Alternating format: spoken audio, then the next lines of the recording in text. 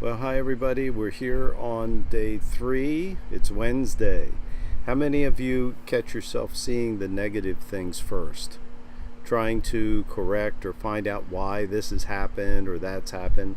I still hear myself saying to my kids, well, what happened here? Or what's this letter grade about? Or how did you get this? Or why did you get this? Why did you do that when a mistake was made?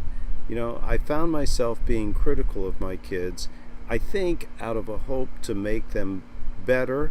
And now, honestly, I know that that was not such a great idea because, it's been said that our children hear at least a minimum of 7 times as many negative messages about themselves than positive ones each and every day. So many of those messages come from people that love them the most. It comes from us, the parents.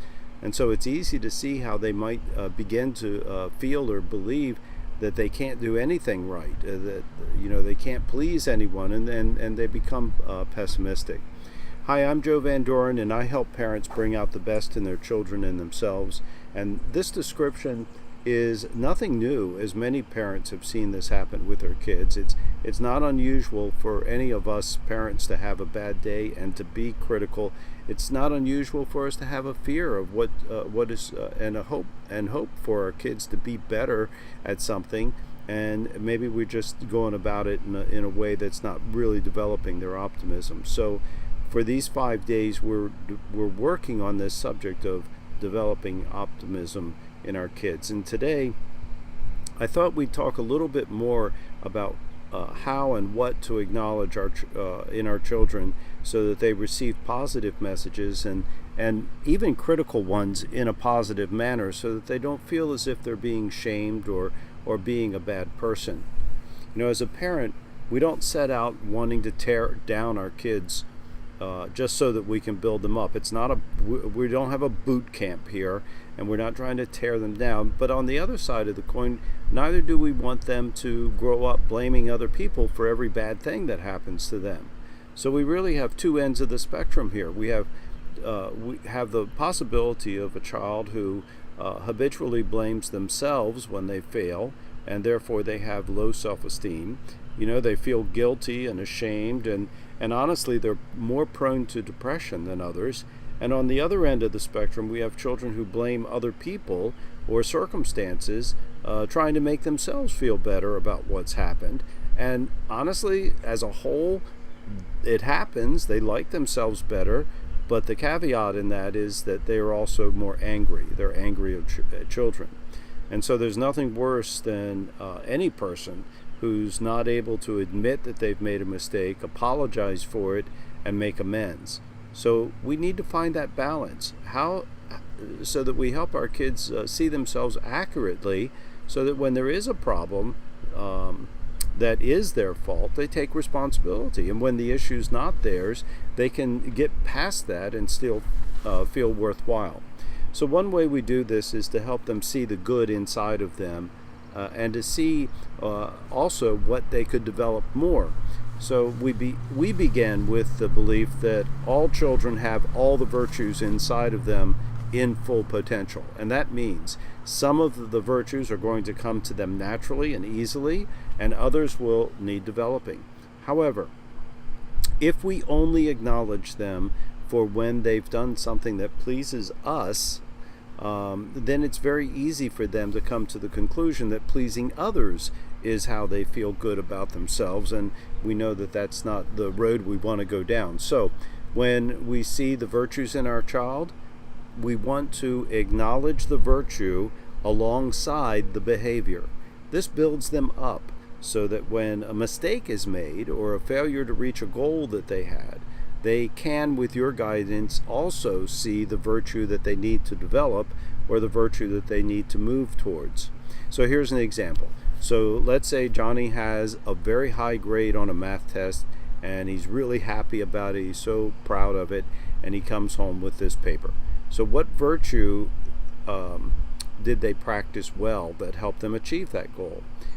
Was it persistence? Was it determination? Was it excellence? And so name it, acknowledge it in them by saying to them, I see your determination to study extra for this test really helped you achieve your goal. So now you're identifying determination as the virtue and the thing that really put them on in this path. There's no need to go further. We need to allow them time to just kind of let that sink into them so that they get that feeling of knowing that they have determination or whatever virtue that you named that you saw in them. Now, what if they came home and they didn't have a good grade? So if they didn't get the good grade or the grade that they had hoped for, then we want to ask them what virtue do they need to reach their goal. So how could you show more and then name what you might think? Or you might even ask them, what virtue do you need? And let them try to describe it or look at the list of words and try and decide which one they need. Now you can help them, and you're helping them in a way that's not shaming them, but rather putting into their hands the power to develop that virtue. There's no blaming of oneself or others for the grade received. There's an acknowledgement of the virtue that was shown or an invitation to develop a virtue that resulted in this. And so it's seeing ourselves accurately and then working on how to strengthen that part of ourselves. Remember, we believe that our children have all the virtues in full potential, and our job as a parent is not to make sure that they do well in school. It is to help them develop the gifts of character inside of them already, and thereby they will be their best selves. So try this kind of language and see the smiles that come on their face, maybe even the question marks if you're changing, if that's not where you've been before. So, because what you're doing is acknowledging them for the good that you see in them, the real them, the things that they have inside of them, and not just looking at them and criticizing them for their mistakes or their failures. Tomorrow, I hope you enjoyed that and can use it. Tomorrow we're going to look at something a little bit different. It's the ABCs of how to look at any failure and see it accurately. It's something we talked a little bit about today, seeing ourselves accurately.